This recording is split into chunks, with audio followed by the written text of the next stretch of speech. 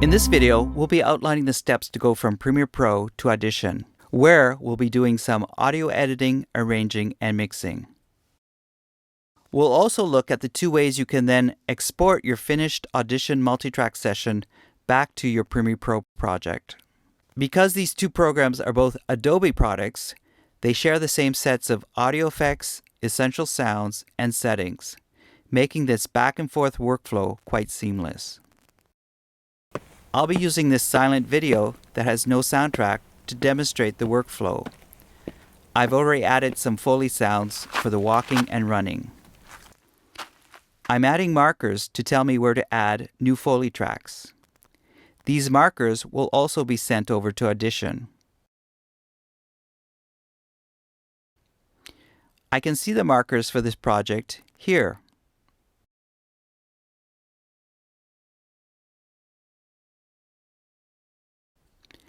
I can make the markers cover a range by copying the ending time code from here to here.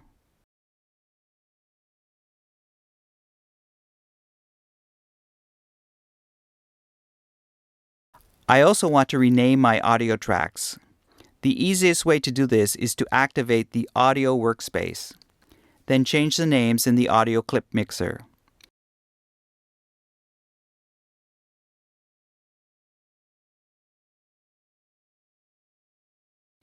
You'll see the new names when I expand the audio track. These track labels will also be sent over to Audition. Audio effects can also be shared between Premiere Pro and Audition. Let me illustrate this.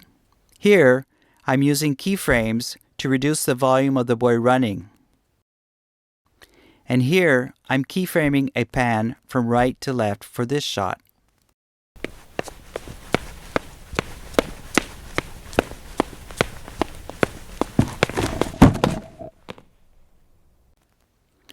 On this last shot of the filmmakers clapping, I'm using the essential sounds to add an SFX tag, as well as some reverb.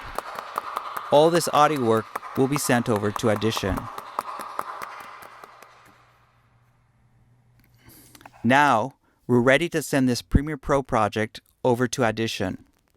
We go up to the Edit menu and choose Edit in Audition, Sequence. We get this pop-up window that allows us to rename this project and also where to save it. I want to click on Browse so that I know where everything is going.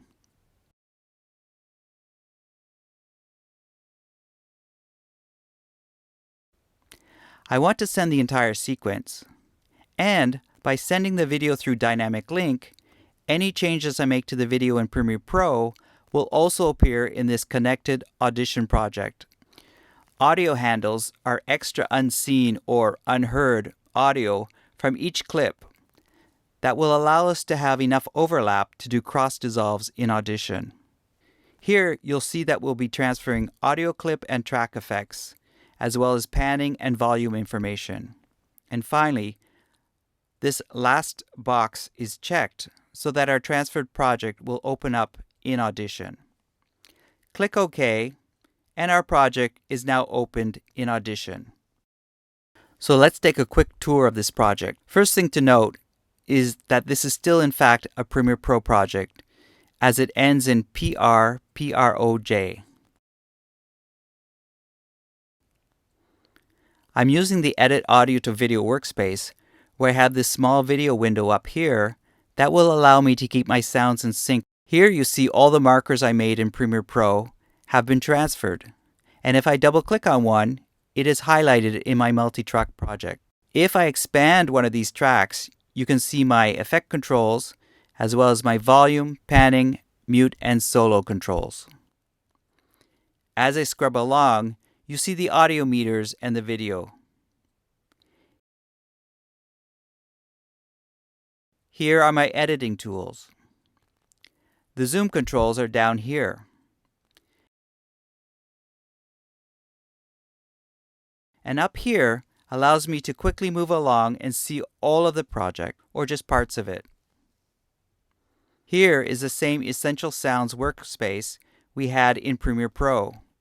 That will also allow us to tag different clips and add effects.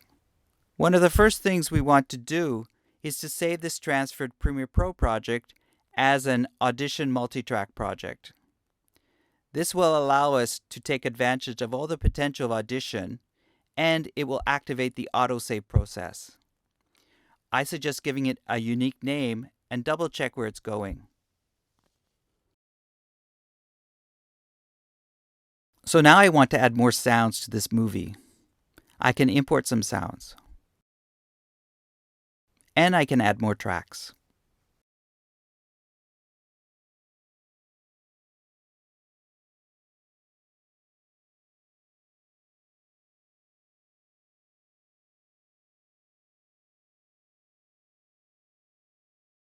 I want to arrange my tracks so that all related sounds are together.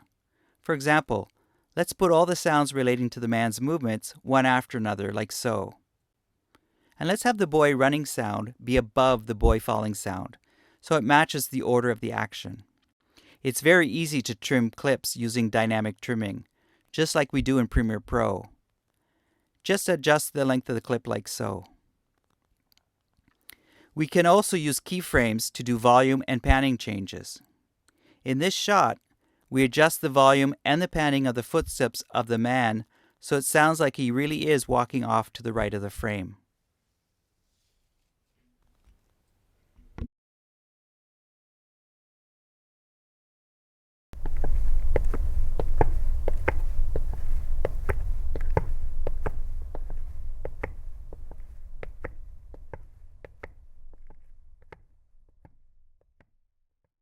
We want to add some ambient tracks to cover up any holes of dead air and to add more depth to our overall soundtrack. We can use keyframes to change the volume over time.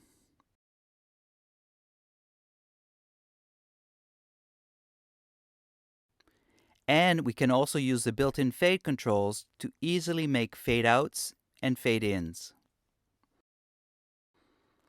Here are the effect controls for this track. We activate and apply effects like so.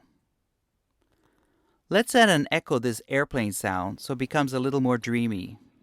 At this point in the story, the man is thinking of when he was a pilot.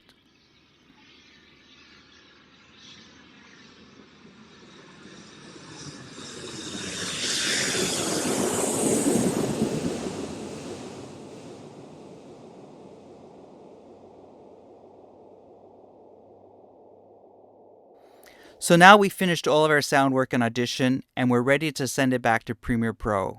The export from Audition will default to attach to the active sequence. Before we export back to Premiere Pro, we need to organize our workspace in Premiere Pro so that this export from Audition will be going to the right sequence.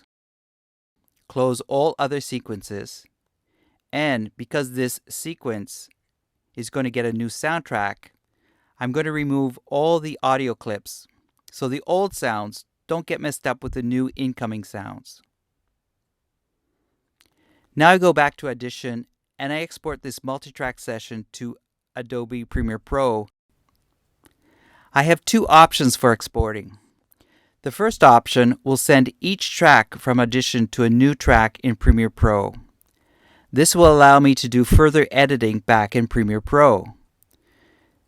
This option is ideal if you have different language versions of your movie, or if you want to have more flexibility so you can re-edit this project in the future.